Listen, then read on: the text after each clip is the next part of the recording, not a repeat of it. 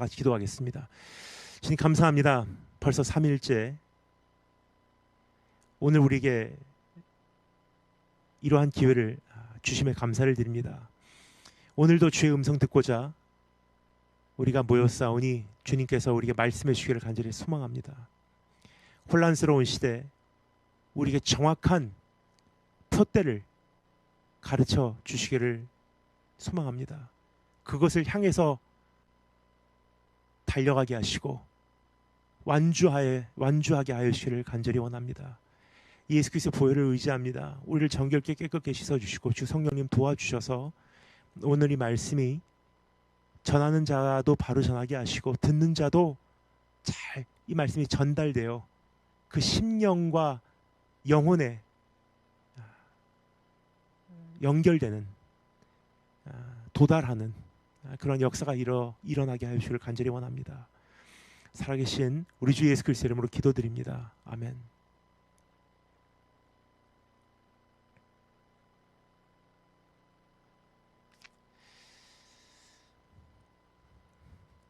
참 만만치 않은 시대에 여러분과 제가 살고 있습니다. 너무나 혼란스러운 시대입니다.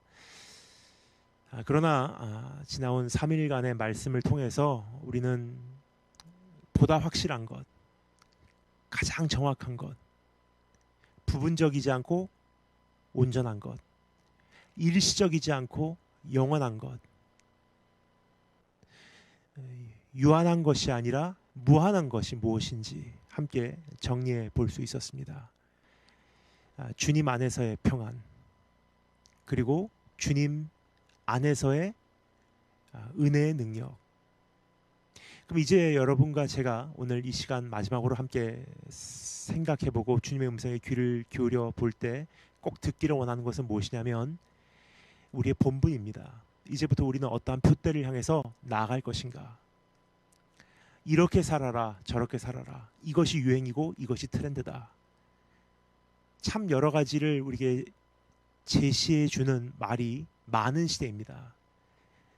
그러나 이럴 때일수록 우리는 정확한 목표가 있어야 하고요, 정확한 목적이 있어야 합니다.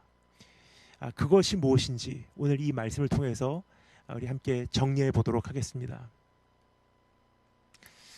이 말씀을 통해서 주님께서 그토록 우리에게 바라시고 계신 기대는 무엇인지, 그리고 우리가 너무나 궁금했던 거대한 수수께끼의 답은 무엇인지 우리 함께 귀를 기울여 보도록 하겠습니다.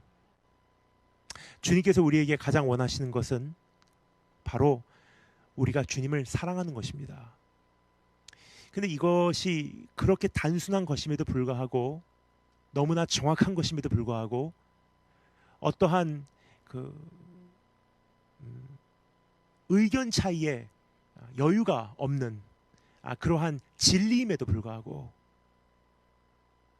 이것을 자주 잊고 지내는 것 같습니다. 이보다 더 중요한 것들을 우리 나름대로 여러 가지를 만들어낸 것 같습니다. 그래서 그러한 것에 우리가 집중을 하느라 가장 중요한 것, 주님을 어떻게 하면 더 사랑할 수 있을까에 관심을 기울이지 못하고 지내는 때가 참 많은 것이 안타깝습니다. 신명기 6장 5절에 보면 주님께서 우리의 본분을 너무나 명명백백하게 알려주셨습니다. 너는 힘을 다하고 마음을 다하고 뜻을 다하고 힘을 다하여 내 하나님 여호와를 사랑하라 그러셨어요. 우리의 중심, our whole being, 우리의 전체를 다하여 우리 하나님께 쏟아놓으란 뜻이에요. 이것은 시대가 아무리 변해도 절대 변하지 않는 우리의 본분입니다. 이것은 나이가 아무리 들어도 절대 쇠하지 않는 우리의 존재 이유입니다. 시간이 흘러가도 주님을 이전보다 더 사랑하는 것은 우리에게 주어진 거룩한 임무입니다. 세상이 없어져도 주님을 어제보다 더 사랑하는 것은 우리 인생에 이루어내야 하는 작품입니다. 목숨이 다하여도 주님을 사랑하는 것이야말로 인생 성공과 실패를 판가름하는 유일한 기준인 것입니다. 프리-코로나, 코로나 전과 코로나 때와 포스트 코로나 시대가 열린다 해도 우리의 이 본분만큼은 한 번도 변한 적이 없어요. 따라서 이제 여러분 혼란스러워할 필요가 없습니다. 이제 나는 어떻게 살아야 할까? 무엇을 위해 살아야 할까? 우리가 사는 목적은요, 포스트 코로나, 코로나 전이나 지금이나 후에도 동일하다는 사실을 말씀드리고 싶습니다. 신앙의 이러한 본질과 자세를 담은 찬송가 한 곡이 떠오릅니다. 언더우드 선교사님께서 너무나 값진 이 고백을 우리에게 알려주셨죠. 내 구주 예수를 더욱 사랑, 엎드려 비는 말 들으소서. 내 진정 소원이 내 구주 예수를 더욱 사랑, 더욱 사랑. 이 세상 떠날 때 찬양하고 숨질 때 하는 말 이것일세. 다만 내 비는 말 내 구주 예수를 더욱 사랑, 더욱 사랑. 그래서 여러분께 오늘 인생의 가장 중요한 질문, 우리 삶 속에 그토록 고민하고 있는 수수께끼, 어떻게 하여야 주님을 더 사랑할 수 있습니까? 이것에 대한 답을 오늘 이 말씀을 통해서 우리 살펴보도록 하겠습니다. 그 답은 너무나 분명합니다. 오늘 이 말씀이 우리에게 전하고 있는 주님 사랑하는 방법, 주님을 더 사랑할 수 있는 방법, 그것은 많이 용서받은 자가 더 많이 사랑한다는 것입니다. 많이 용서받은 자가 더 많이 사랑하느니라. 진정한 크리스찬이라면 이 문제에 대하여 적어도 한 번쯤은 고민하였으리라 생각이 됩니다. 어떻게 하여야 주님을 더 사랑할 수 있습니까? 어떻게 하여야 내가 정말로 더 주님 앞에 나갈 수 있습니까? 그 답을 드리는 거예요. 많이 용서받은 자가 많이 사랑하느니라. 내 마음대로 되지 않는 인생, 내 의지대로 되지 않는 내 신앙, 이러한 현실 속에서 어떻게 하여야 주님을 더 사랑할 수 있단 말입니까? 오늘 이 말씀을 통해서 내가 얼마큼 용서받았는지를 한 번 더 생각하고 그것을 우리가 깨닫게 되므로 이제 한 걸음 한 걸음 더 가까이 주 앞에 나갈 수 있는 그러한 이제부터의 여정이 되기를 바라고요. 그러한 나의 신앙의 방향성이 내 안에서 오늘 확고히 서기를 원하고요. 그리고 그것을 향해서 한 걸음 내디디시는 축복이 있을 주님으로 축원합니다. 그럼 오늘 본문 말씀을 통해서 주님을 더 사랑하는 비결에 대하여 정리해 보도록 하겠습니다. 주님을 이전보다 더 사랑하는 것이 우리의 인생의 과제로 뿌리를 내리기를 원하고 이제부터의 이 한 시대 나의 목표로 우뚝 서기를 원하며 뿐만 아니라 오늘 하루의 삶의 원동력이 되기를 간절히 소망합니다. 그래서 이 말씀을 바로 이해하기 위해서 오늘 여기서 소개되어지고 있는 이 세 명의 인물을 조금 더 가까이서 살펴보는 것이 좋을 것 같습니다. 오늘 여기서 소개되어지고 있는 세 명의 인물, 첫 번째 500데나리온을 빚진 자, 두 번째 50데나리온을 빚진 자, 그리고 세 번째 채권자입니다. 이 세 가지 정리해 보도록 하겠습니다. 그럼 첫 번째 500데나리온을 빚진 자. 옥합을 깨트려 예수님께 향유를 부은 여인에 대하여 모르시는 분은 거의 없다고 생각합니다. 적어도 몇 년간 교회를 다니신 분이라면, 어렸을 때 주일학교를 다닌 경험이 있으신 분이라면 이 여인의 소문을 거의 들으셨으리라 생각이 됩니다. 우리가 이미 잘 알고 있다고 생각하는 이야기라는 사실입니다. 하지만 몇 가지 우리가 정리하면 좋을 것 같습니다. 우선 이 말씀은 마태, 마가, 누가, 요한 이 사복음서에 다 기록이 되어 있습니다. 그러나 오늘 본문 말씀인 누가복음의 기록은 다른 복음서와는 조금 다르다는 사실을 지적하고 싶습니다. 몇 가지 차이점이 있지만 지금 그 시간 관계상 제가 한 세 가지 정도만 여러분과 나누고 싶습니다. 첫 번째 차이점은 위치입니다. 마태복음과 마가복음 그리고 요한복음에 이 사건을 기록하고 있는 내용을 이렇게 살펴보면요, 이 사건은 베다니라는 지역에서 일어난 것임을 우리가 확인할 수가 있습니다. 베다니라는 곳은 죽은 나사로를 살리신 동네죠. 하지만 오늘 이 본문 말씀 누가복음에서는 이 사건이 일어나고 있는 현장, 지명에 대해서는 언급을 하지 않고 있다는 사실입니다. 따라서 이 사건의 현장이 갈릴리 지역, 예루살렘부터 더 북부로 올라가면 갈릴리 지역이죠. 그 갈릴리 지역에서도 더 북부 쪽으로 올라가서 이 사건이 일어났을 것이다라고 추정하는 신학자들이 있습니다.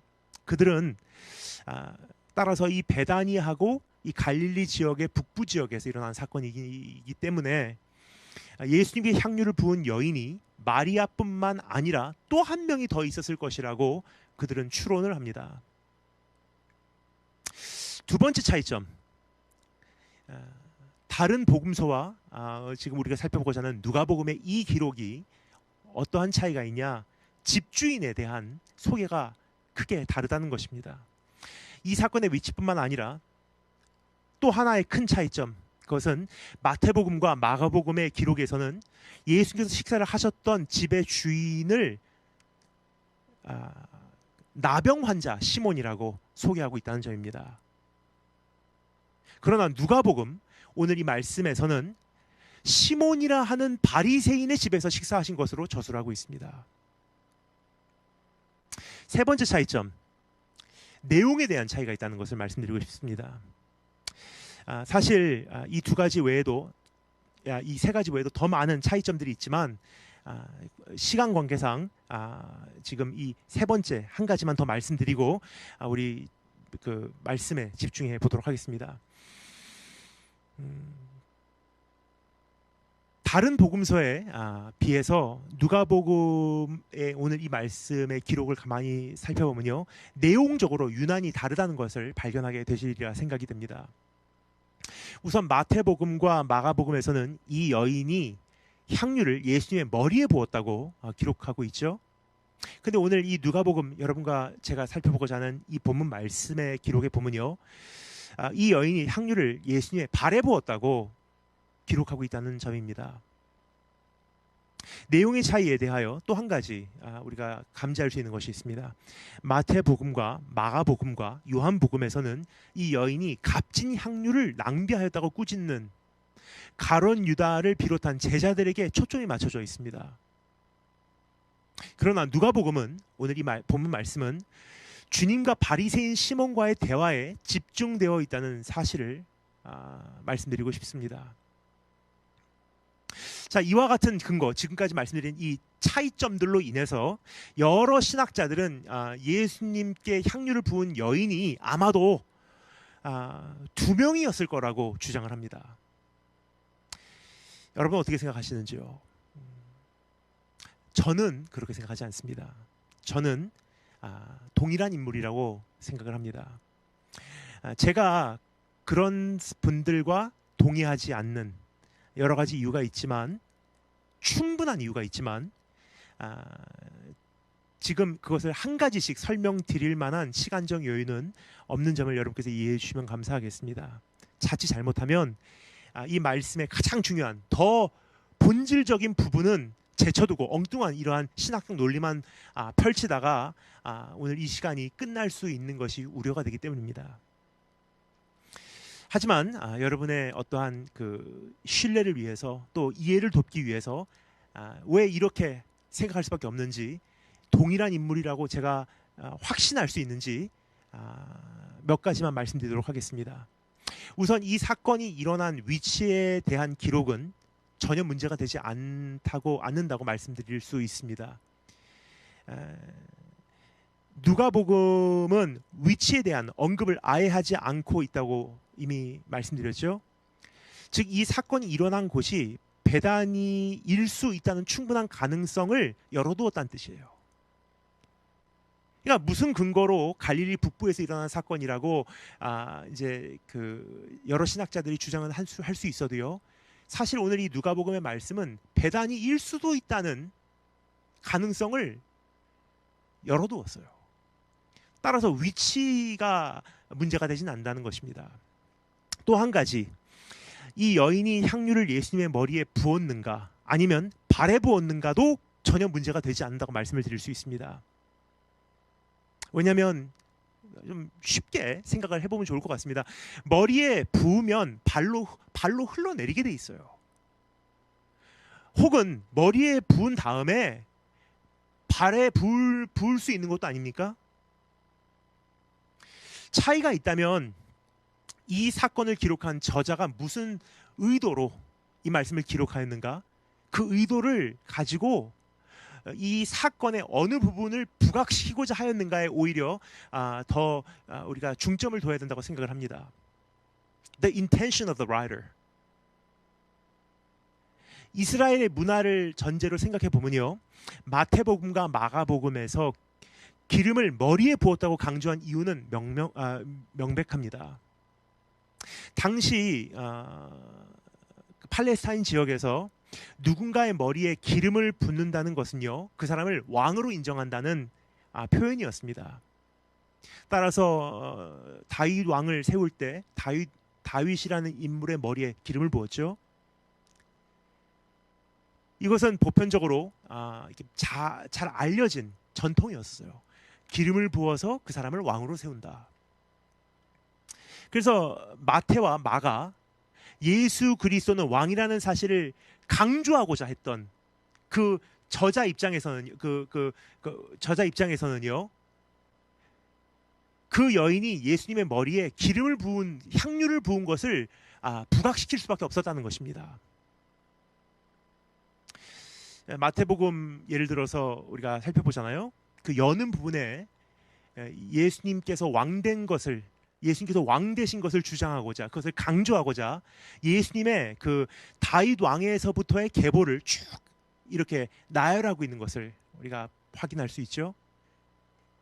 이와 같이 예수님께서 왕 되신 것을 강조하고자 거기에 중점을 두고 머리에 기름을 부은 것을 좀 부각시키고 있는 것입니다.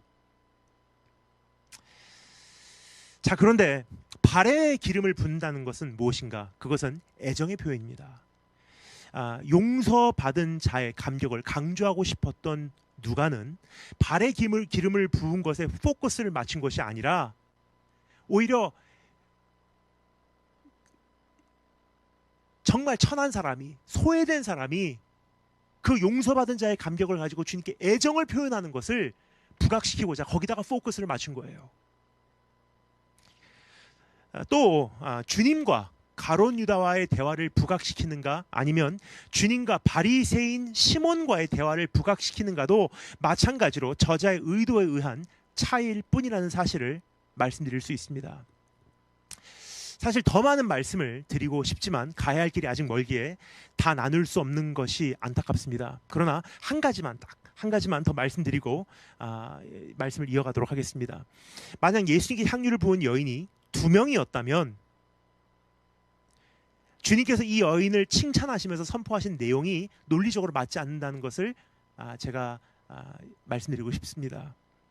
마태복음과 마가복음에 보면 주님께서 이 여인을 칭찬하시면서 뭐라고 말씀하시죠? 복음이 전파되는 곳에서 이 여자가 행한 일도 말하여 그를 기억하라고 주님께서 제자들에게 명하시죠.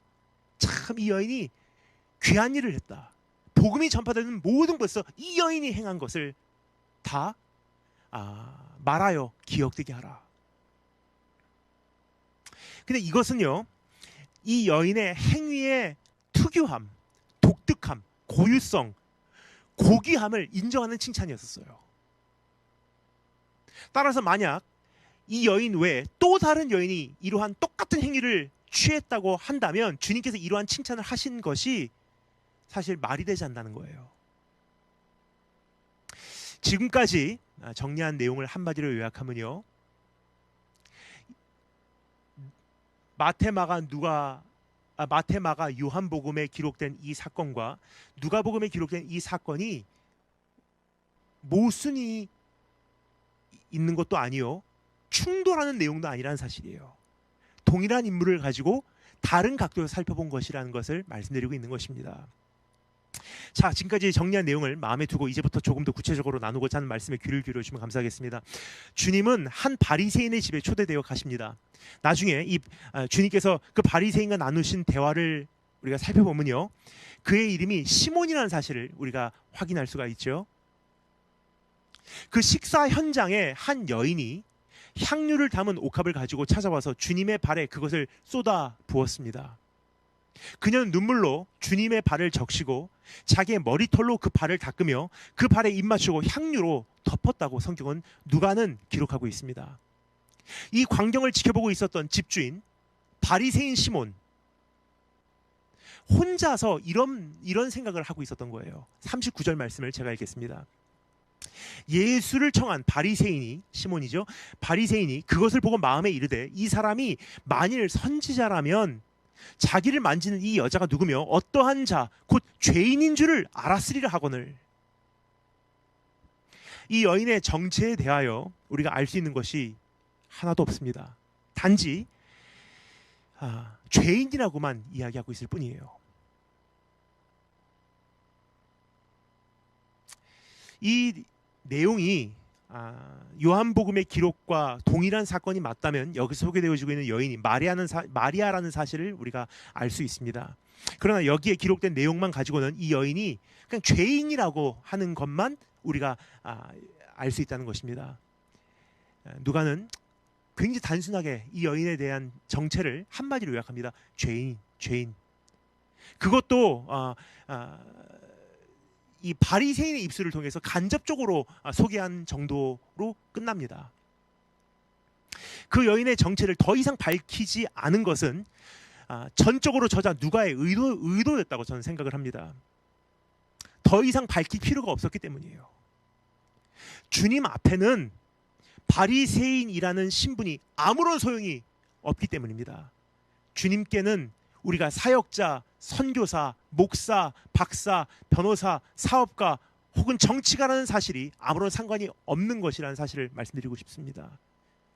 우리 모두가 사실은 it boils down to one identity before our God. 결국은 바리새인이건 목사건 사역자건 선교사건 사업가건 학생이건 주부건 아무런 상관없다는 거예요. Everything really boils down to one identity. 주님 앞에서는요, 우린 결국은 한 신분이면 충분해요. 죄인이라는 거예요. 그러니까 이 여인에 대해서 더 이상 굳이 설명할 필요가 없었던 거예요. 바리새인 시몬의 경우 다른 사람이 죄인임은 알았어도 자신이 죄인임은 몰랐던 것 같습니다. 사람들이 평가하는 대로 예수가 진정 선지자라면 이 여인이 얼마나 더러운 죄인인 줄을 알았으리라라고 말하고 있지 않습니까? 그는 다른 사람이 죄인임에는 관심이 있었어도 자신이 죄인인 것에는 관심이 별로 없었던 것 같습니다. 자신이 죄인이라는 사실에는 관심을 끄는 상태였던 것입니다. 지금 우리가 살고 있는 시대는 모순이 참 많은 시대가 아닌가 생각이 됩니다. 다양성과 수용력과 포용력을 높이 평가하는 시대죠. 그런 것을 미덕으로 삼는 세대가 되었어요. diversity, acceptance. 이게 우리가 수용하고 다양성을 추구하고 어떻게 보면은 이게 어떠한 정치적으로도 잘 그것을 사용하는 사람이 정치적으로도 어떠한 권력을 주는 것을 우리가 자주 보게 됩니다. 근데 그렇지 못한 사람들, 조금 수용력이 떨어지든지 아직 그 다양성을 인정하지 못하는 사람들을 보면요, 오히려 그 사람들을 완전히 사회적으로 매장시켜버리는 시대가 되었습니다. 정의를 바란다고 하지만 지금 이 시대는요, 정의를 바란다고 하지만 자신이 죄인인 줄은 꿈에도 생각하지 않는 그러한 시대가 되어버리지 않나 생각이 됩니다. We want justice, social justice. 이 사회에 공의가 필요하다, 정의가 필요하다. 근데 본인이 죄인인 줄은 모르고 있는 것 같아요. 다양성이 소중한 줄은 알아요. 근데 그 다양성을 아직 인정하지 못하는 사람들을 완전히 사회적으로 이제는 용납할 만한 공간이 없는 거예요. 생매장시켜버려요. 물론 다양성과 수용력과 포용력을 추구하고 사회의 정의를 위하여 싸우는 것은 너무나 좋은 것입니다. 하지만 성경에서 강조하고 가르치기를 원하는 것은 무엇이냐? 다른 사람에게 그것을 요구하기 전에 네 자신이 죄인이라는 사실을 인정하라는 거예요. 이것이 이 세상에 있는 수많은 미덕과 이 세상에 추구하는 세계관과 성경적 세계관의 차이점이에요. 그러니까 세상을 가만히 보잖아요. 하나는 알고 둘은 모르는 것 같아요. diversity, 다양성은 좋은 거다. 서로를 수용하자, 포용하자. 그게 중요한 것은 내가 죄인이고 문제가 내 안에 있다는 사실을 인정을 안 하는 것 같아요. 근데 성경은 우리에게 말합니다. 바리새인이 별로 중요한 게 아니야. 그 여자의 배경이 중요한 게 아니야. 우리 모두가 죄인이라는 거예요. 근데 오늘 이 바리새인 시몬은요, 그 여인이 죄인이라는 것은 관심이 있었지만 자신이 죄인이라는 사실은 잘 모르고 있었던 것 같아요. 자, 그런데 주님은 실로 선지자였습니다. 사람의 마음을 꿰뚫어 보고 계셨기 때문이에요. 이 바리새인 시몬이 말하죠. 그가 선지자라면 이 여인이 얼마나 더러운 죄인지를 알리라. 주님은 그것에 대해서 말씀 대꾸도 안 하시고 오히려 바리새인 시몬이 스스로 무슨 생각을 하고 있는지를 꿰뚫어 보고 계신 그러한 분이셨어요. 시몬이 무슨 생각을 하고 있는지 잘 알고 계셨습니다. 그리고 주님은 다음과 같은 비유를 그에게 설명해 주시기 시작합니다. 40절부터 42절 말씀 읽겠습니다. 40절부터 42절. 예수께서 대답하여 이르시되 시몬아 내가 내게 이를 말이 있다 하시니 그가 이르되 선생님 말씀하소서. 이르시되 빚주는 사람에게 빚진 자가 둘이 있어 하나는 500데나리온을 졌고 또 하나는 50데나리온을 졌는데 갚을 것이 없으므로 둘 다 탕감하여 주었으니 둘 중에 누가 그를 더 사랑하겠느냐.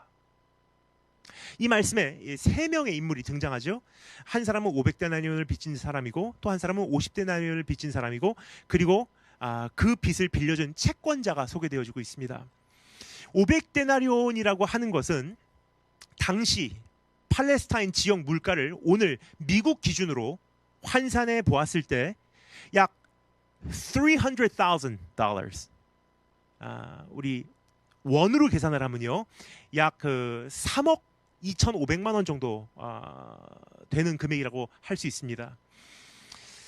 그러면 50데나리온은 약 $30,000, 약 3만 불 정도 되는 셈이죠. 그래서 한국 돈으로는 원으로는 약 3,250만 원 정도 되는 금액이라고 생각하시면 되겠습니다. 그러니까 3억 혹은 3천만 원. 500데나리온, 50데나리온. 자, 근데 500데나리온은 한 노동자가 안 먹고 안 쓰고 안 입고 하며 아껴 모았을 때 약 10년 정도 애써 일하여야 벌 수 있는 금액이라고 이해하시면 되겠습니다. 문제는 당시 사회의 구조가 어떠한 구조였냐? 빚을 갚지 못하게 될 경우 채권자의 노예로 팔려가는 시대였다는 거예요. 그러니까 우리가 일반적으로 생각하는 그냥 자기 집에 살면서 그냥 자기가 이제 직장 다니면서 그러니까 빚을 이제 갚을 수 있는 충분한 여유가 있는 것이 아니라 어느 정도 이제 빚을 갚지 못하고 이자가 쌓여진다 그러면 팔려가는 거예요. 한번 상상해 보시면 좋을 것 같습니다. 본인의 빚이 아닌 경우도 참 많이 있었을 거예요. 부모에게로부터 이어받은 빚말입니다. 근데 아무리 벌어도 사용하지 못하고 아무리 부어도 이자만 불어나며 아무리 갚아도 장래가 깜깜한 현실.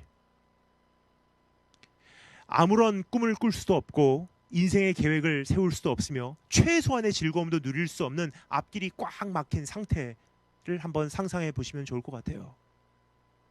완전히 파산, 완전히 바닥난 상태를 생각해 보시면 좋을 것 같습니다. 그런데 채권자가 그 빚을 단번에 탕감해 준다고 생각해 보시기 바랍니다. 이게 얼마나 기쁜 소식이겠습니까? 얼마나 감격스러운 일이겠습니까? 얼마나 충격적인 사건이겠습니까? 또 얼마나 그 감사한 마음은 더 크겠습니까? 주님은 향유를 부은 여인을 비유해서 향해서 500데나리온을 탕감받은 사람으로 이제 비유를 하시는 거예요. 주님은 이 여인이 취한 행동이 어디서부터 말미암았는지 정확하게 짚어주십니다. 많이 용서받았기 때문에 많이 사랑하는 것이라고 가르쳐 주셨어요. 많이 용서받았기 때문에 많이 사랑하는 것이니라.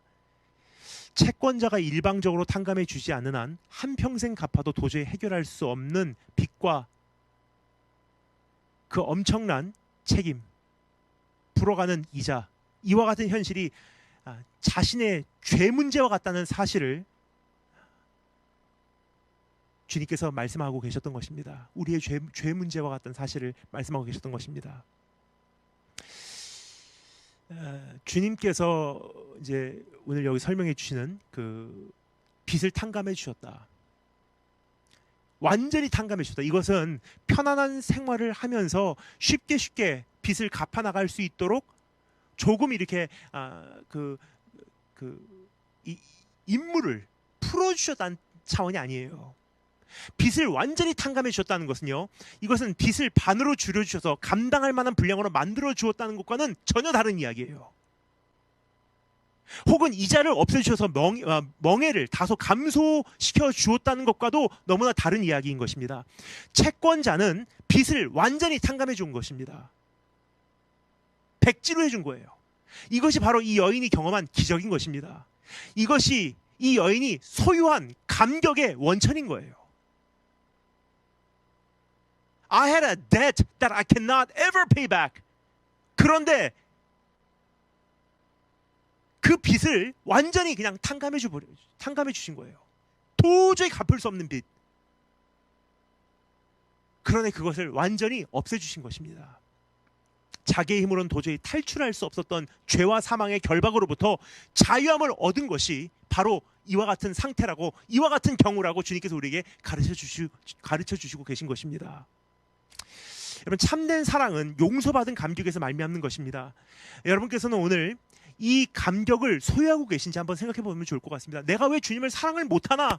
사랑하고 싶은데 왜 사랑하는 마음이 잘 생기지 않나? 그 원인이 바로 여기 있어요. 내가 얼마만큼 탕감받은 존재인지 잘 이해를 못하고 있는 거예요. 내가 어떠한 죄에서 구원을 받은 존재인지 상황 파악을 못하고 있다는 거예요.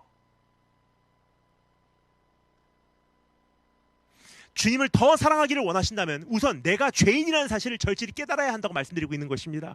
그러기 위해서는 성령님의 도우심이 절실히 필요해요. 왜냐? 성령은 우리에게 오셔서 죄를 깨닫게 하시기 때문에, 그리고 용서가 무엇인지, 십자가 사건이 무엇인지 우리에게 보여주시기 때문에, 2000년 전에 있었던 어떤 역사적 사건이 오늘 나에게 있는 실체로 보이게 하시기 때문에, 성령님의 도우심 없이 어찌 내가 죄인임을 확실히 알 수 있겠습니까? 또 동시에 하나님의 거룩하심을 우리가 바라보지 않으면요, 내가 죄인이라는 사실이 보이지가 않아요. 문제는 우리가 상대적으로 사람을 보면서 내 자신에 대해서 평가를 하기 때문에 내가 얼마나 더러운 죄인지를 모르고 있는 거예요. 왜냐하면 저 사람보다만 잘 살면 괜찮거든요. 사람을 보면 자신의 죄가 잘 보이지 않게 돼 있는 법입니다. 사람을 보면요, 상대적인 기준으로는 스스로를 절대로 바로 평가할 수가 없는 거예요. 왜냐? 저 사람보다만 잘 살면 되거든요. 그러나 하나님이라는, 주님의 거룩하심이라는 절대적 기준을 목격하면 내 죄가 숨을 장소가 없는 거예요. 그래서 이사야 선지자가 하나님의 거룩하심을 뵙고 자신의 죄성을 바로 깨달았을 때 주님의 은혜를 경험하게 되잖아요.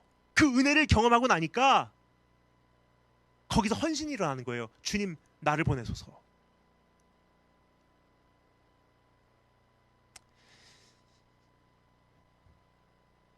정말 안타까운 것은 우리가 왜 주님을 사랑하지 못하나? 왜 내 안에는 주님을 사랑하는 마음이 점점 식어갈까? 왜 나는 그들과 같이 주님을 섬기지 못하는가? 코로나 사태 터지면서요, 우리는 이 거리두기가 힘들고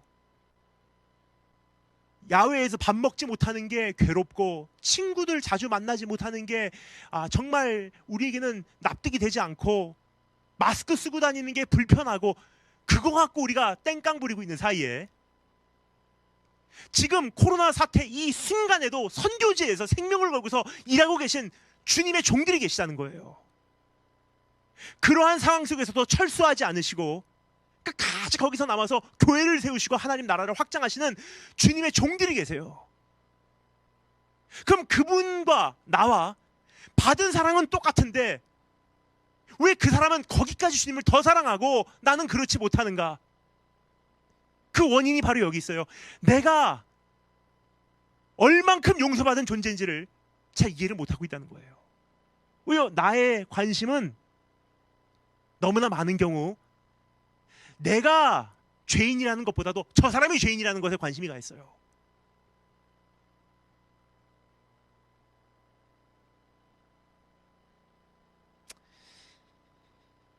여러분, 우리가 코로나 사태가 터지고 세상이 참 많이 바뀌었죠. 우리 일상도 바뀌고 생활하는 방식도 바뀌고 이제부터 우리는 어떻게 살아가야 할런지 이제부터의 그 인생 살아가는 인생 가치 기준도 많이 재형성됐어요. 그러나 여러분, 한 가지 변하지 않는 것이 있어요. 이러한 상황 속에서도 여전히 변하지 않는 한 가지, 우리의 본분이에요. 언제나 동일했던 본분, 주님을 더 사랑하는 것. 그러기 위해서는 어떻게 해야 하냐? 가장 첫 번째, 내가 죄인이라는 사실을 깨닫고 얼마나 큰 죄인인지를 바로 깨닫고 성령님의 도우심으로 또 하나님의 거룩하심을 목도하고 상대적 기준이 아니라 하나님의 절대적인 기준으로 내 자신을 잣대질해 볼 때 화로다. 나는 부정한 사람인데 부정한 사람들 가운데 살면서 내가 거룩하신 만군의 여호와이신 하나님을 배웠음이로다. 여러분, 코로나 사태로 인하여 우리가 사실 아무것도 못해도 괜찮아요. 사실 지금 한국 같은 경우는, 미국도 그랬지만 한국 같은 경우는 정말 엄격하게 교회 생활도 굉장히 한정돼 있고요. 모든 것이 지금 제한돼 있고 지금 우리가 거의 쇠사슬이 묶이다시피 못하는 것도 참 많잖아요. 단기 선교행도 못 가고 우리 함께 모여서 예배했던 그 캠프나 수련회도 못 가고 있잖아요. 근데 우리는 그 안에서 우울해요. 이제는 신앙생활을 어떻게 해야지? 마치 그것이 우리의 본질이었던 것과 같이. 아니잖아요. 그게 상황이 이렇게 됐어도 우리가 여전히 할 수 있는 건 한 가지 있어요. 조급해하지 마시기 바랍니다. 초조해하지 마시기 바랍니다. 아무런 열매가 없다고 안타까워하지 마시기 바랍니다. 어떻게 시대가 바뀌어도, 어떻게 상황이 바뀌어도, 어떻게 경우가 바뀌어도 여전히 할 수 있는 한 가지가 있어요. 골방에서도 여전히 우리가 주님 사랑하기 위해서 몸부림치는 것은 할 수 있지 않습니까? 근데 여러분, 이것이 우리의 본분이고 이것이 우리의 본질이에요. 따라서 이제부터 시대가 어떻게 바뀐다 한들 우리는 당황하지 않습니다. 왜냐? 그것만 하면 우리의 인생에 우리는 우리의 인생을 성공한 것이기 때문에. 지금까지 우리가 500데나리온 빚진 자에 대해서 살펴봤습니다. 이제 이어서 두 번째로 50데나리온을 빚진 자에 대해서 잠시 우리 살펴보도록 하겠습니다. 500데나리온을 탕감받은 사람은 주님께 옥합을 부은 여인을 가리키고 있음을 우리가 살펴보았죠. 이제 50데나리온을 빚진 사람에 대하여 잠시 생각해 보도록 하겠습니다. 이것은 바리새인 시몬을 가리키고 있음을 알 수가 있습니다. 주님은 이 여인이 소유하고 있었던 감격과 시몬이 소유하고 있었던 감격을 대조적으로 비교하고 계세요. What's wrong with you? In other words, 저 사람은 지금 전체를 드리는데 왜 너는 이것밖에 드리지 못하느냐? 저 사람은 지금 주님을 위해서 인생을 바치는데 왜 너는 주님 이제 마스크 벗는 날이 오게 해주세요, 그거 하고 있냐? 저 사람은 세상과 시대를 초월해서 지금도 여전히 저렇게 달려가는 원동력을 소유하고 있는데 왜 너는 시들어가고 있냐? What's wrong with you? 뭐냐, 똑같은 사랑을 주었는데 뭐가 다르냐는 거예요. 다음과 같이 주님은 지적하고 계십니다. 44절부터 46절 말씀 읽겠습니다. 44절부터 46. 내가 네 집에 들어올 때 너는 내게 발 씻을 물도 주지 아니하였을 때, 이 여자는, 그렇죠? 지금 대조적으로 비교하고 계신 거예요. 이 여자는 눈물로 내 발을 적시고 그 머리털로 닦았으며 너는 내게 입맞추지 아니하였을 때 그는 내가 들어올 때부터 내 발에 입맞추기를 그치지 아니하였으며 너는 내 머리에 감람류도 붓지 아니하였을 때 그는 향유를 내 발에 부었느니라. 한마디로 요약하면 너는 나에게 무엇을 주었느냐? 이 여인이나 너나 동일하게 빛이 탕감되었거늘. 그러니까 주님께 비유하고 계시잖아요. 이 여인은 500데나리온을 빚진 자로 비유하시고 이 바리새인 시몬은 50데나리온을 빚진 자를 통해서 주님께 비유하고 계신데 한 가지 동일한 것은요. 둘 다 탕감받았다는 점입니다. 이 여인은 그렇게 섬길 때 너는 나를 위하여 무엇을 주었느냐? 저 사람은 자신의 전체를 드리는데 너는 나에게 무엇을 주었느냐? 여러분 고대 팔레스타인 지역에서 손님을 맞이할 때 우리가 꼭 갖춰야 되는 그 몇 가지 예의가 있었어요. 이건 사회적 기본 상식이고요. 이것은 그 당시의 전통이었고요. 이것은 어떠한 기본 자세였었어요. 당시 팔레스타인 지역에 꼭 지켜야 되는 몇 가지 예의가 있었습니다. 우선 손님이 오시면요, 그 도착하시자마자 손님이 발을 씻을 수 있는 물을 공급해 주는 것, 이것은 손님에 대한 최소한의 예의예요. 그러나 시몬이라는 이 사람은요, 이 바리새인은 주님께 발 씻을 물도 주지 않았다고 주님은 지적하고 계세요.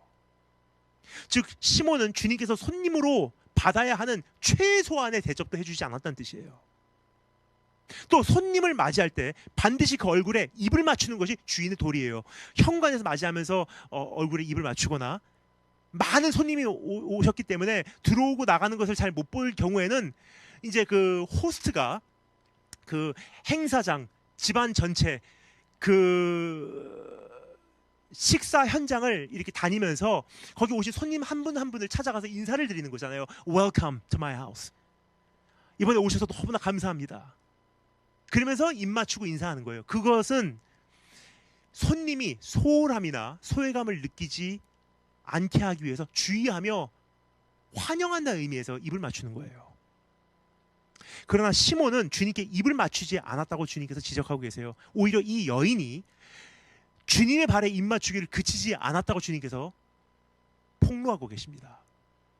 더 나아가 감람류를 머리에 붓는다는 것은요, 축복의 의미입니다. 집에 온 손님들에게 머리에 감람류를 붓는다는 것은요, 우리 집에 오셔서 복 받고 가세요. 자기의 집에 들어온 손님들에게 축복이 임하기를 바라는 것입니다. 그러나 시몬은 그렇게 하지도 않았대요. 하지만 이 여인은, 반대로 이 여인은 주님의 발에 향유를 부었어요.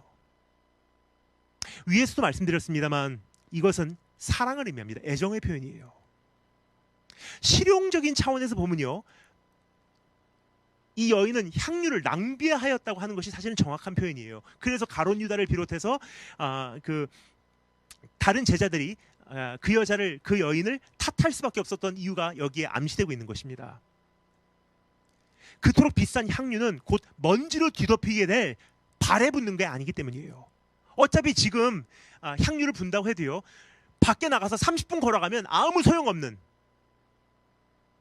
그러한 행위이기 때문입니다. 그러나 여러분, 한 가지 기억하시기 바랍니다. 사랑의 표현은요, 실용성을 따지질 않아요. 실용성을 따진다는 것은 사랑의 표현에 집중하지 않고 있다는 거예요.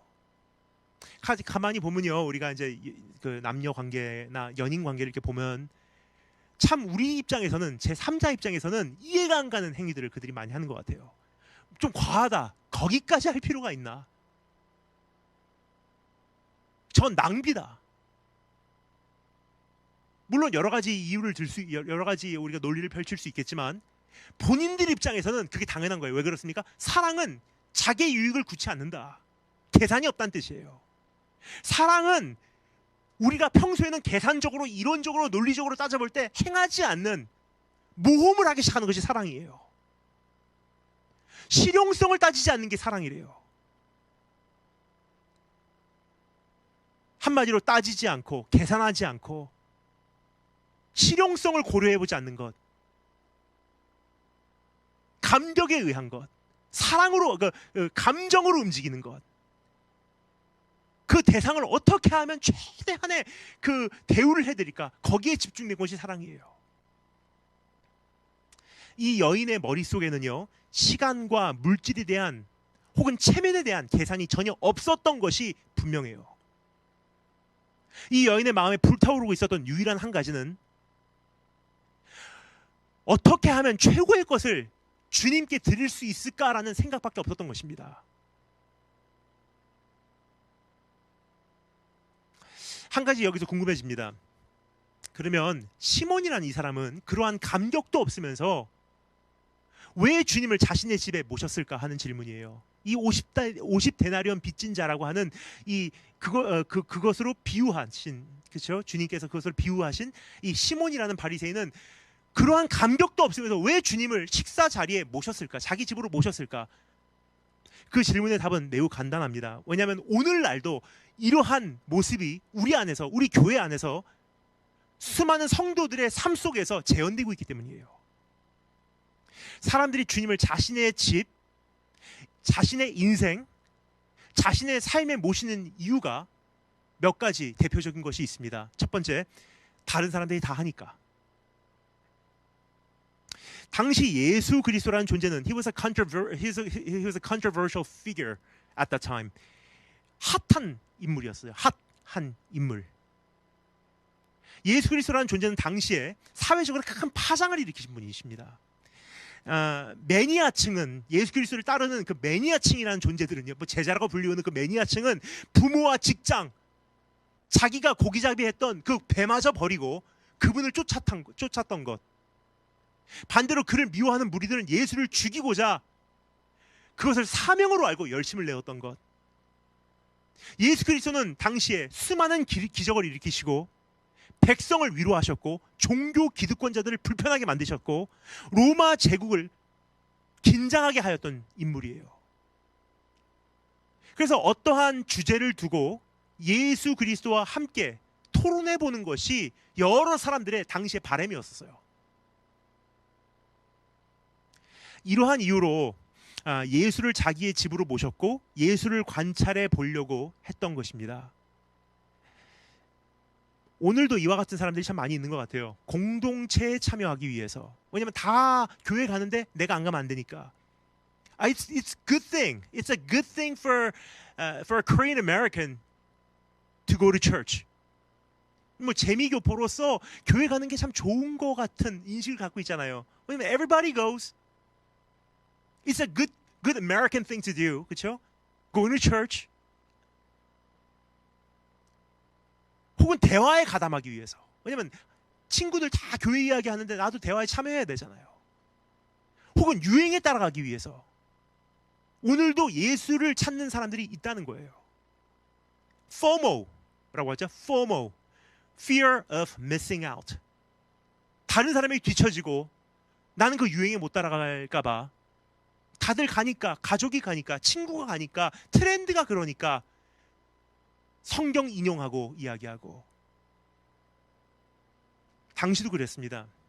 물론 이러한 과정들을 통해서 교회에 한 걸음을 디뎌낸다는 것은 좋은 거예요. 단지 문제는 10년 동안 교회를 다녔는데 아직도 그러한 이유에서 신앙생활하고 계신 분들이 계시다는 거예요. 30년을 교회를 다녔는데 아직도 그 첫 번째 관문을 통과하지 못한 분들이 많이 계시다는 것입니다.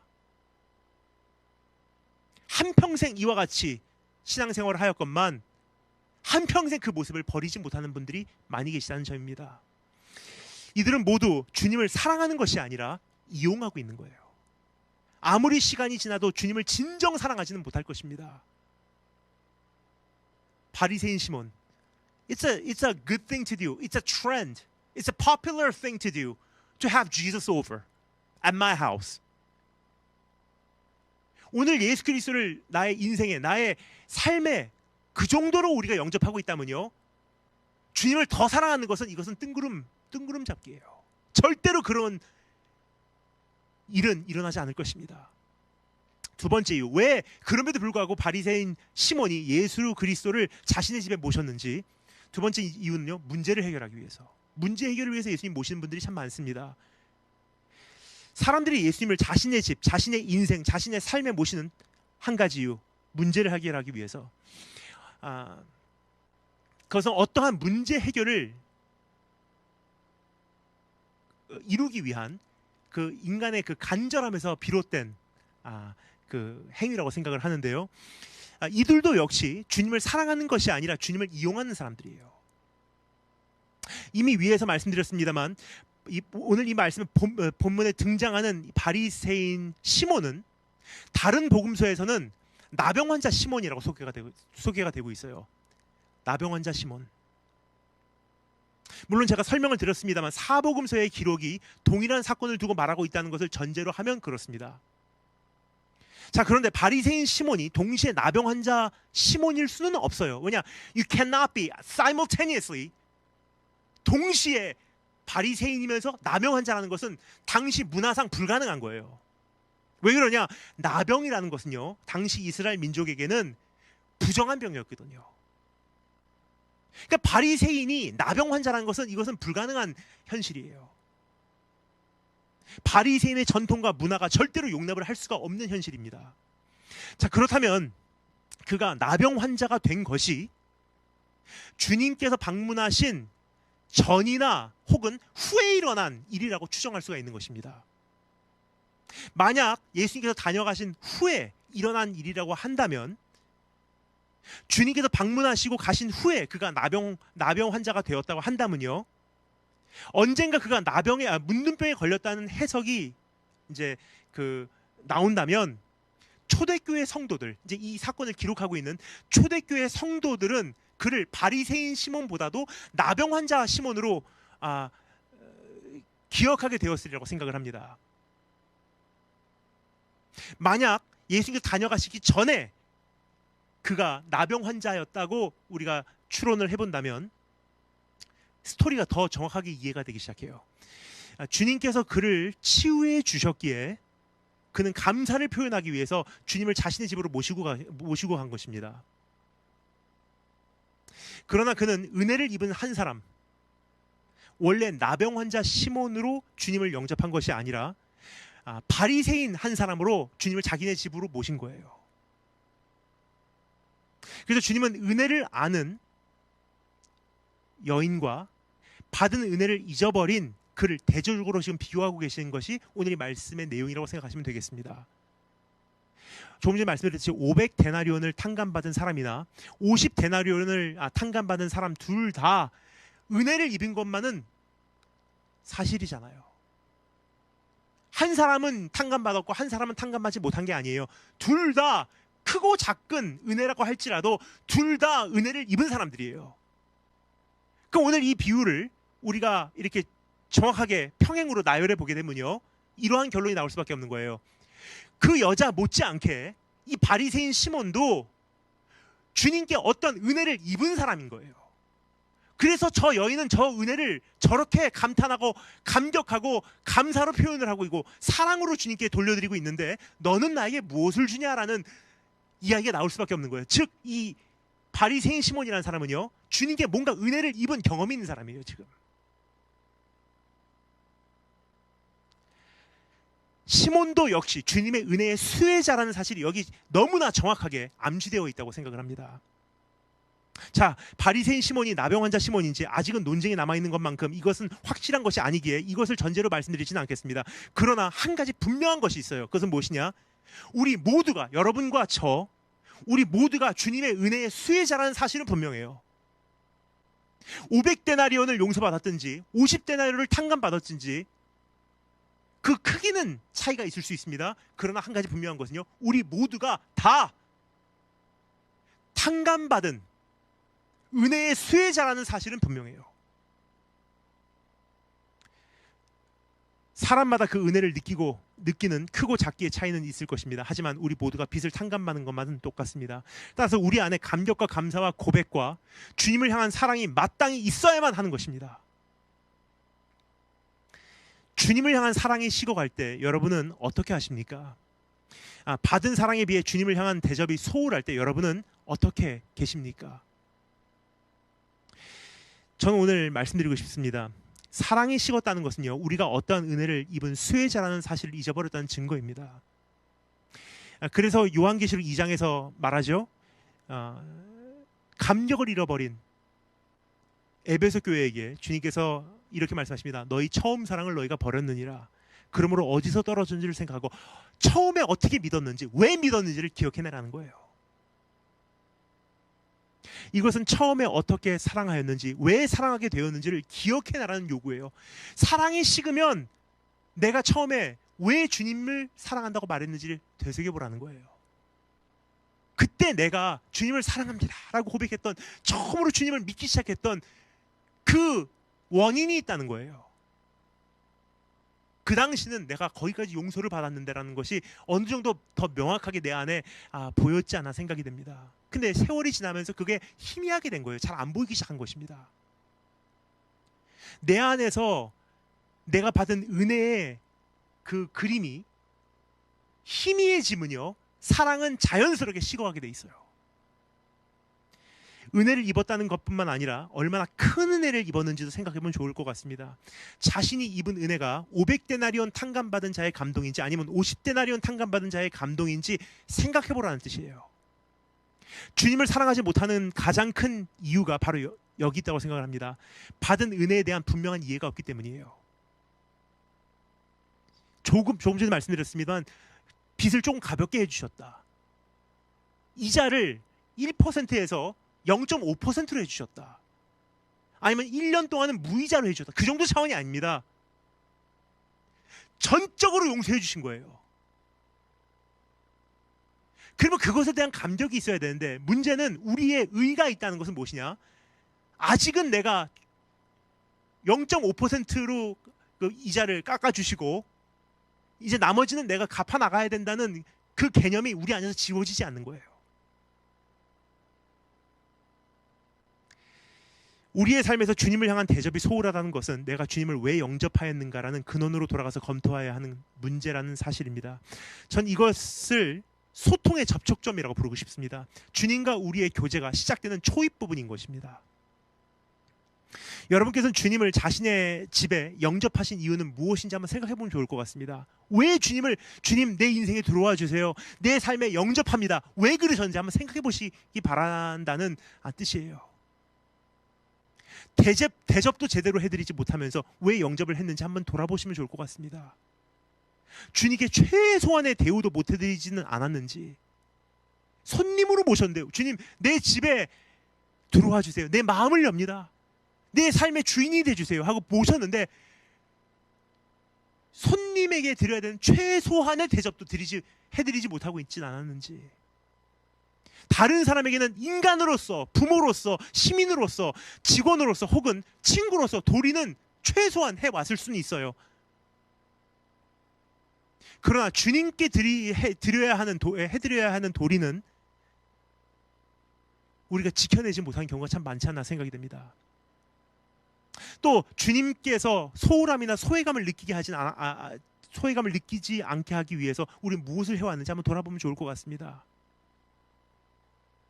고대시대 손님이 오면 입 맞췄다는 것은요, I welcome you, you're welcomed here, 여기 오신 것 너무 감사해요, You have a place in my house, 당신은 내 집에 언제든지 올 수 있는 존재예요. 항상 내가 여기 와서 잘했다, 내가 여기 와서 정말 잘했다. 우리 그럴 때 있잖아요. 누구 친구네 생일 파티를 간다든지 누구 집에 가게 되면요, 내가 여기 왜 왔을까, 내가 있어서는 안 되는 자리 같은데 막 몸둘 바를 모를 때가 있잖아요. 그런 마음을 없애주는 것이 호스트의 최소한의 예의 아닙니까? 그래서 고대 팔레스타인 지역에서는 그 사람이 그런 경험을 하지 않도록, 그런 마음이 들지 않도록 입을 맞추는 거예요. You're welcomed here. You're welcomed here. You can be sure of that. 근데 문제는 주님께서 우리의 삶에 오셔서 지금 내가 여기 왜 왔을까? 소외감, 소홀함을 느끼게 해드리진 않았는지, 다른 말로 오늘도 주님께 입맞춤을 하였습니까? 주님을 환영하였는가? 라는 질문이에요. 주님을 반갑게 맞이해 드렸는가? 라는 질문입니다.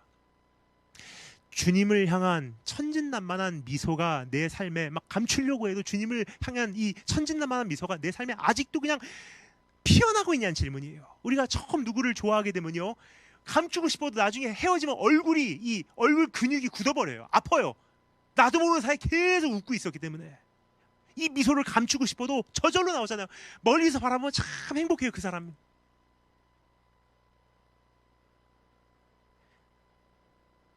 오늘 그러한 미소가 내 삶에 찾아오신 주님께 있냐는 질문이에요.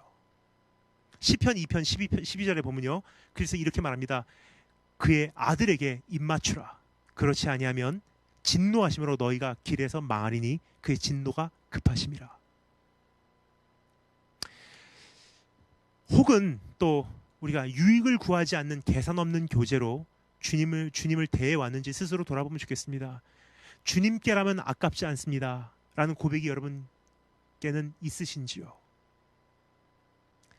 아직도 실용적으로 따져보고 어떠한 this whole practicality thing, 실용적으로 따져보고 이거는 뭐 주님께 드리는 것도 어느 정도 우리가 계산적으로 해야지, 예산을 세워야지, 시간을 잘 계산해야지, 밸런스를 맞춰야지, 주님께 드리는 것도 우리가 좀 균형을 잘 맞춰야지.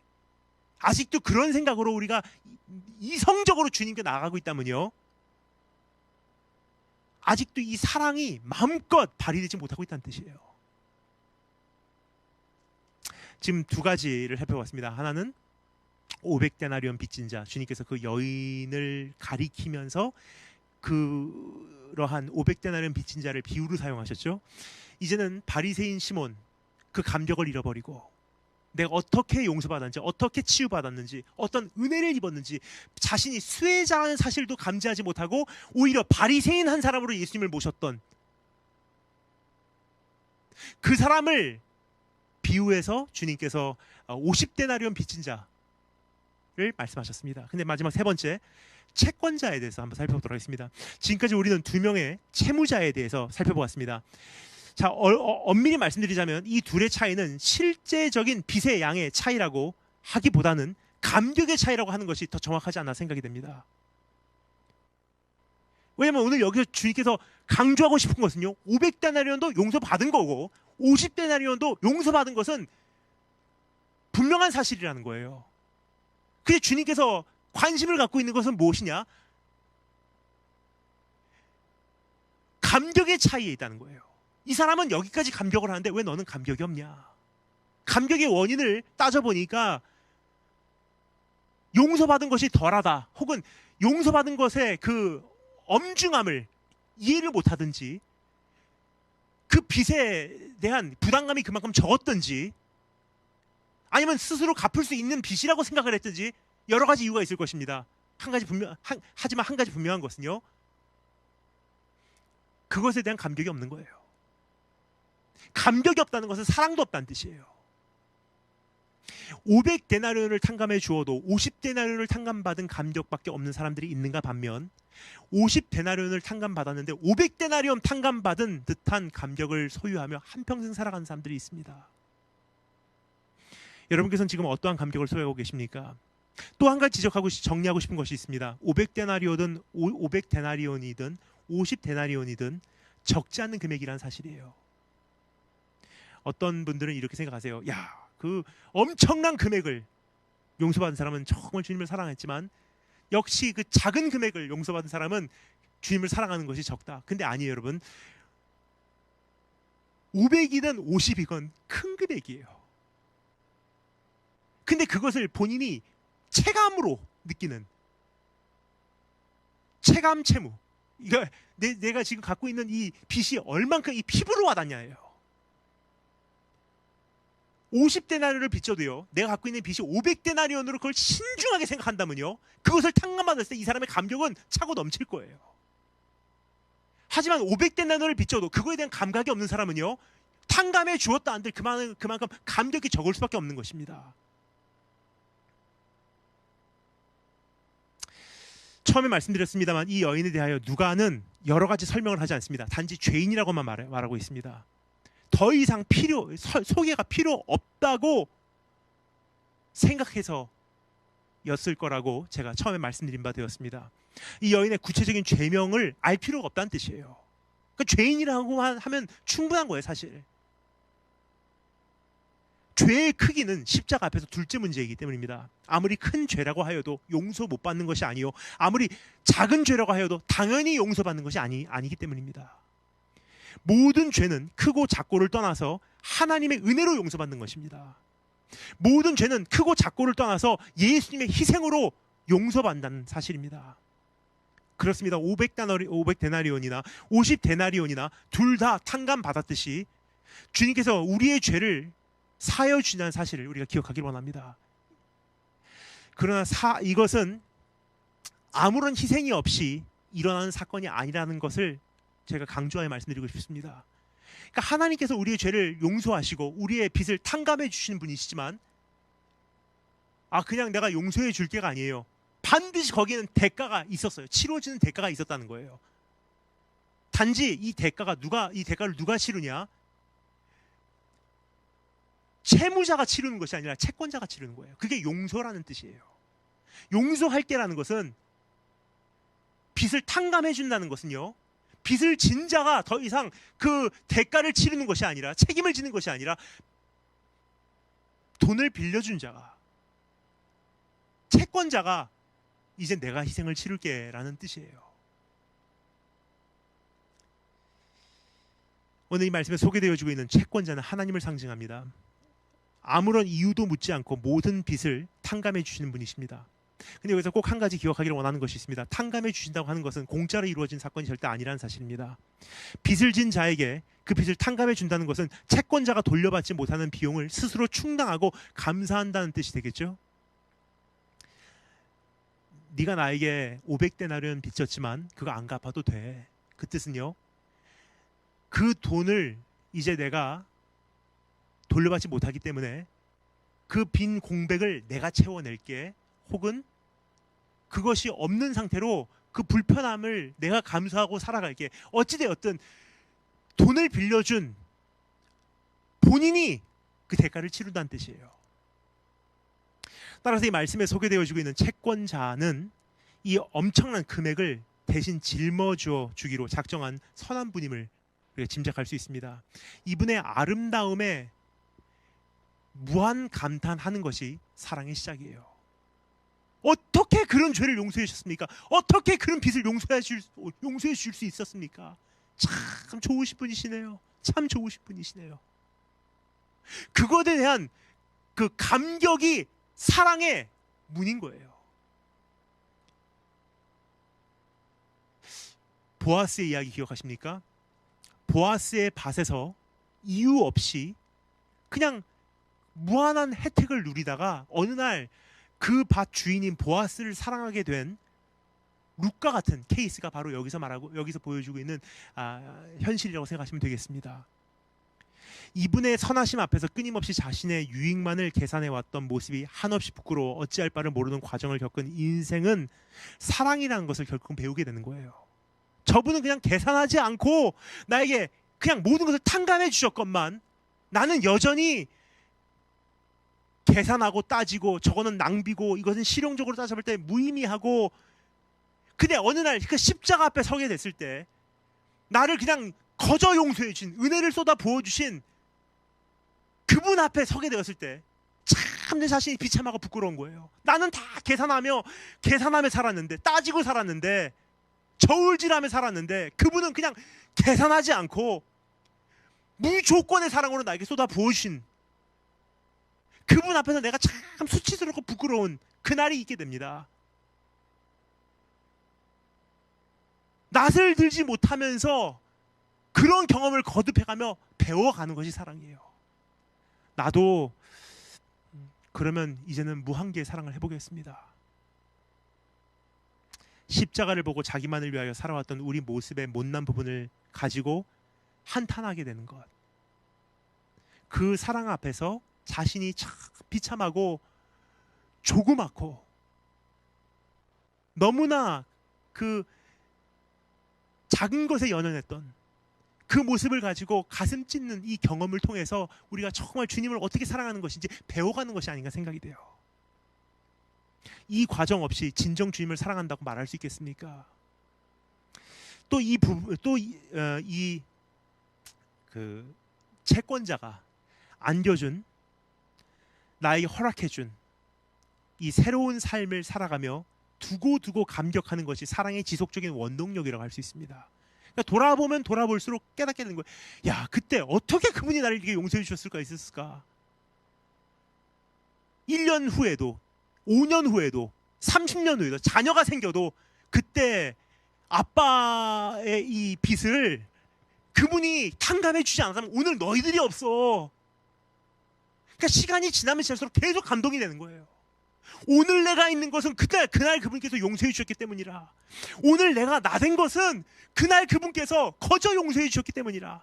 그러니까 시간이 지나면 지날수록 인생이 쌓여가면 쌓여갈수록 오늘의 삶이 견고해지면 견고해질수록 감격이 더 깊어져가면 깊어져갔지 얕아져가지 않는다는 거예요. 이것이 나로 하여금 끝까지 달려가게 하는 원동력의 역할을 한다는 것입니다. 두고두고 새겨봐도 어찌 그리 감격스러운가. 두고두고 생각해봐도 어찌 그리 감사한가. 생각만 해도 지나온 날들이 아찔한데 그러한 무시무시한 곳을 통과하여 오늘이 있게 하신 것이 감사하고, 그래서 내 눈에 눈물이 마르지 않는 것이 당연한 것이고, 사랑이 지속적으로 계속 자라는 것이 너무나 마땅한 거예요. 여러분, 이 감격을 소유하고 계십니까? 여러분, 이 눈물을 소유하고 계십니까? 그러면 주님께서 말씀하시는 음성을 오늘 들으시기 바랍니다. 내 죄사함을 받았느니라.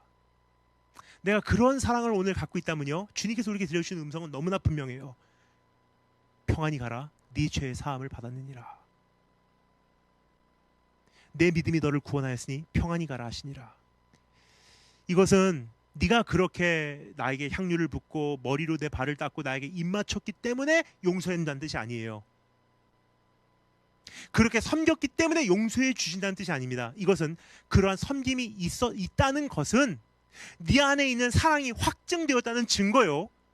그러한 사랑을 네가 가지고 있다는 이 자체가 네가 은혜를 입었다는, 그리고 그 은혜를 알았다는 표징이니 네 죄는 이미 용서되었다는 선포인 것입니다. 무슨 뜻이냐면 내 안에 그러한 감격도 없고 은혜에 대한 이해도 없고 따라서 주님을 향한 사랑이 없다는 것은요, 내가 죄인이라는 걸 모르고 있다는 뜻이에요. 그럼 그 사람을 어떻게 용서할 수가 있겠습니까? 따라서 우리가 그 무엇보다 우선 구해야 되는 것이 있는 것입니다. 성령님께서 내가 죄인이라는 사실을 절실히 깨닫게 해주시기를 바라는 거예요. 하나님, 내가 어떠한 죄인지 알려주세요. 내가 얼마나 더러운 죄인지 깨닫게 해주세요. 내 자신이 스스로를 돌아봐도 혐오스러울 정도로, 내 자신을 돌아봐도 구역질 날 정도로 내 자신을 정말 깨닫게 해주세요. 이 죄의 쇠사슬에서 내가 풀려나지 않는다는 것, 내 노력으로 도저히 자유롭게 되지 못하는 것을 뼈저리 깨닫게 해주세요. 그러면 주님께서 이루신 역사가 뭔지를 조금씩 깨달아 가실 거예요. 나도 내 자신을 사랑할 수가 없는데 왜 당신은 나를 사랑하십니까? 나도 내 자신이 용서가 되지 않는데 왜 당신은 나를 용서하셨습니까? 죄인이라는 깨달음이 없이 은혜를 아는 것은 불가능합니다. 스스로는 역부족이라는 사실을 인정하기 전에 그분의 사랑에 대한 이해로 온전히 채워지는 것은 절대 이루어지지 않습니다. 또 주님과의 소통의 접촉점이 무엇인지 한번 더듬어 보시기 바랍니다. 나와 주님과 처음에 그 소통의 접촉점, 처음으로 그 교제가 일어나는 그 접촉점이 어디였는지 한번 생각해 보라는 거예요. 우리는 왜 주님을 나의 인생이라는 집으로 모셨는가? 대우가 소홀하다는 것은요, 받은 은혜에 대한 이해가 부족하다는 뜻입니다. 그리고 왜 모셨는지를 잊어버리고 있다는 뜻이에요. 혹은 이 모실 때부터 잘못된 동기로 모셨다는 뜻입니다. 다들 하니까 모셨든지, 아니면 뭔가 문제 해결을 위해서, 병치유를 위해서, 성공을 위해서 모셨든지, 그러니까 어느 쪽에는 주님을 이용하고 있다는 거예요. 어떤 분들이 그런 것 같습니다. 손님을 모셨는데, VIP 손님을 모셨는데 정말 이분이 좋아서 모시는 경우가 아니라 악세사리와 같이, 트로피와 같이, 이런 분이 우리 파티에 오시면 난 이런 사람이야. 주님은 그런 대우를 받기 위해서 우리 인생에 찾아오신 분이 아니세요. 주님은 나에게 사랑받기 위해서 내 인생에 찾아오신 분이십니다.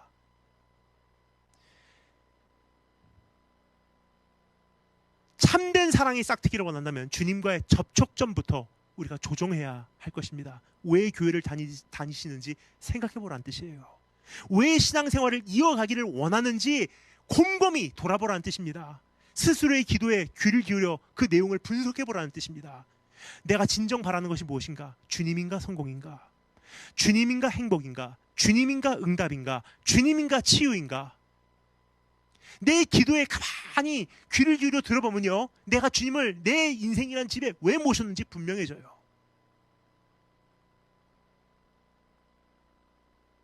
또 주님이 나에게 어떠한 존재인지 생각해 보길 원합니다. 사랑의 대상인가? 액세서리에 지나지 않는가? 희생의 대상인가? 이익을 위한 도구인가? 하루의 삶의 궁극적 목적인가? 주님을 사랑하는 것이 나의 인생에는 궁극적 목적이고, 오늘 하루를 살아가는 일상의 성공과 실패를 가려내는 기준이에요. 오늘 주님을 사랑하기에 바쁜 일상이었다면 직장 해고되고 일자리 없고 먹고 살 게 없고 되는 일이 하나도 없어도 오늘 하루 일과 동안 주님을 사랑하는 것에 성공했다면요, 오늘 하루를 승리하신 거예요.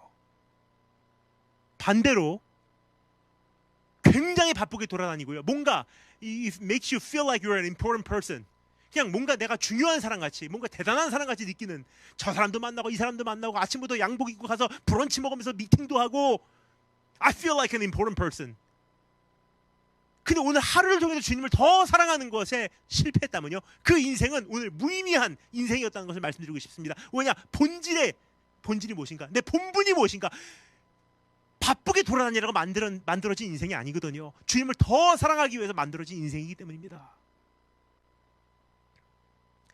하루의 삶의 궁극적 목적, 주님이십니까? 아니면 주님이라는 분은 여러분에게 있어서 행복을 위한 보충 정도의 존재이십니까?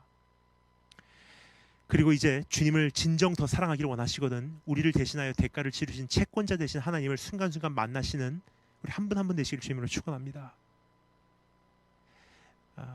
이렇게 주님을 사랑하기만 한다면요, 우리가 코로나가 종식되어도 할 일이 있는 거예요. 상황이 어떻게 악화되어도 할 일이 있어요. 이 인생길 다 가고 내가 이 세상에 떠날 때 주님께 비는 말 들으소서, 내 구주 예수를 더욱 사랑. 오늘 내가 어떠한 존재였는지 기억하시고 그러한 나를 사랑하시고 용서하신 그분을 바라보시며 오늘 주님을 더 사랑하기 위하여 이제 살아가겠노라고 결단하시고 또 그렇게 살아내시는 한 분 한 분 되시기를 주님의 이름으로 축원드립니다.